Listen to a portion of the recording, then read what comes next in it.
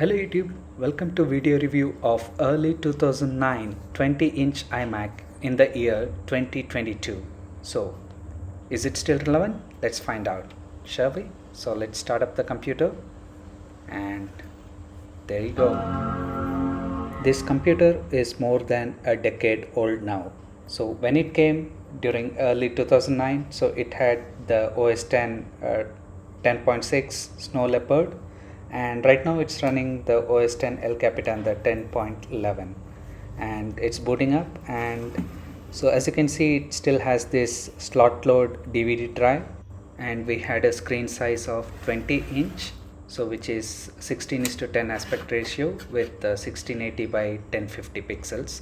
And it also had this handy remote, so which you can use it for music control, and also had the upgraded magic mouse and keyboard. Coming to the specifications, we had a 2.66 GHz Core2Duo processor, so there is no fancy 8 core M1 there, and it had 4 gigs of RAM and 20-inch 16:10 aspect ratio display and 320 gigabytes of hard drive. So I haven't upgraded it to SSD. So if you're gonna use something like this old PC or a Mac, so upgrading to SSD would be a great thing. So let me show you the thing. So I'm trying to open Chrome and look how much time it takes. So it just keeps on bouncing over there, and yeah, so it takes quite a lot of time with the bottleneck being the hard drive. So with the spinning hard drive, it takes much longer time. If you upgrade to SSD, these times would be cut down really short.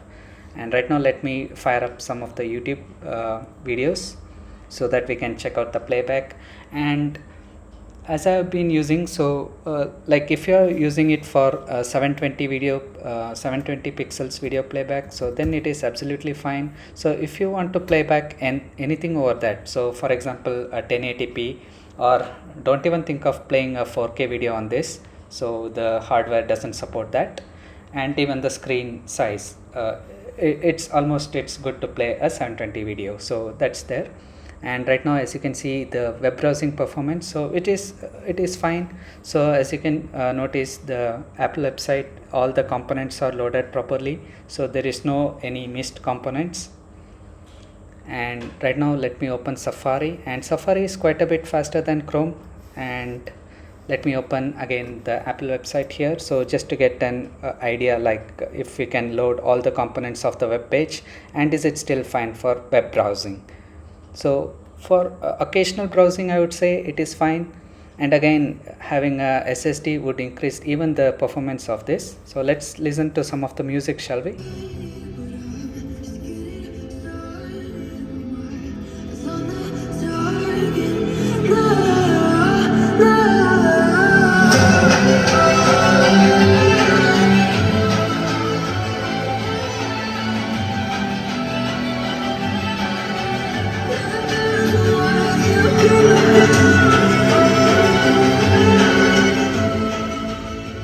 I can also use the remote to control the volume.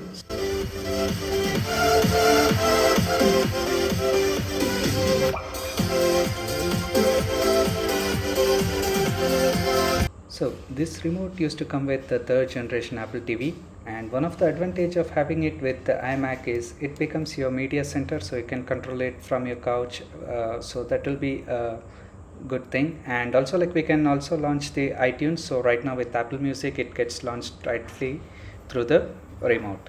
And right now let's run some benchmark tests. So this is the Speedometer 2. So it tests the browser benchmark, so how fast we can load up the websites and how responsive. So as you can see, it is around 42. The M1 Mac, so that gets around 200. Your normal computer these days, it's around 100.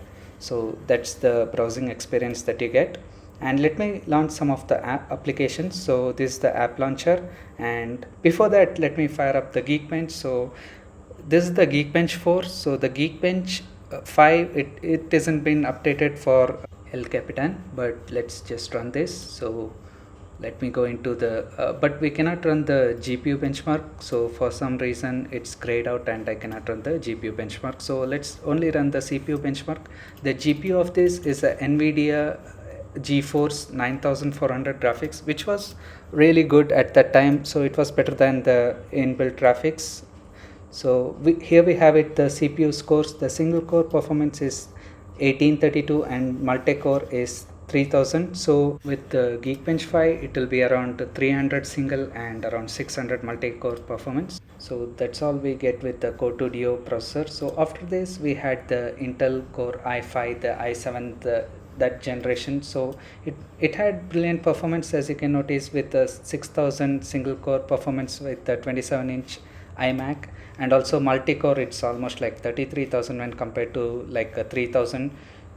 But the efficiency was low with the Intel, and the M1 it increases both performance and efficiency. And we have this potato web camera.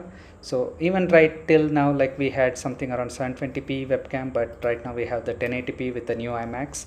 Let me launch some of the applications. So the inbuilt application like contact and for example these calendar and notes, so these applications open relatively quick, and also again get an SSD and it will be even much faster. So let me check out the exteriors. So this is the stand, and it also comes with a user upgradable RAM, so we cannot do that with the M1 iMac. And here we have the selection of ports. It had a 2 audio jack, 4 USB type A port, a Firewire 800, a display output and a LAN port. And there you have the power adapter, so you can connect to power. So one cable solution and a button to start the Mac. And there you have some vent and an Apple logo over there. And one of the best thing is like you can use any other Bluetooth or even the wireless keyboard and mouse with this. So right now I'm using the Logitech K400 Plus. And one drawback right now we have with the M1 Mac is like we cannot use Windows, but this computer had Windows with boot camp. So let me restart it and we can see the one more thing that I talked about during the starting of the video. So we are running Windows on this 2009 iMac, and that's not Windows 10, so it is able to run Windows 7. So the Windows that we all liked very much. Apart from Windows, we can also run Linux or even the Chrome Flex OS that I recently ran with my Core2Duo HP computer. So we can also run that. So should you get this computer now? No. So if you're getting it for your kids, or if you're using it just for a media center or something like that, it's fine, but upgrade it to an SSD. So without that, it's almost like useless. And also like you can run Windows 7 or even the Chrome Flex OS or the older versions of El Capitan, but do not upgrade to Catalina. Like there are some tools called DOS Dude or something like that, so where you can upgrade it to the latest operating system, but it's really slow. And also like upgrade it to an SSD. So that is the important point over here. And as you can notice, even the Windows boot time, it's really slow.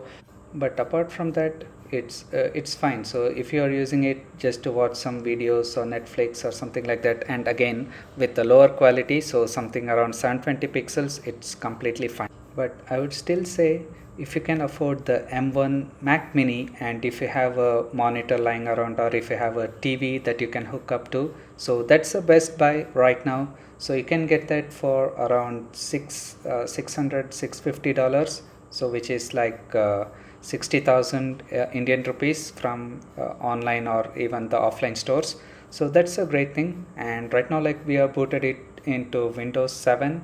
Again, the performance in Windows 7, it's not something to write home about. So if you're gonna upgrade to Windows 10, definitely get an SSD. I don't know how many times I said in this video, but that is the key thing. And that's all I had in this video. Thank you for watching. Subscribe for more content like this. And as always, stay safe and peace.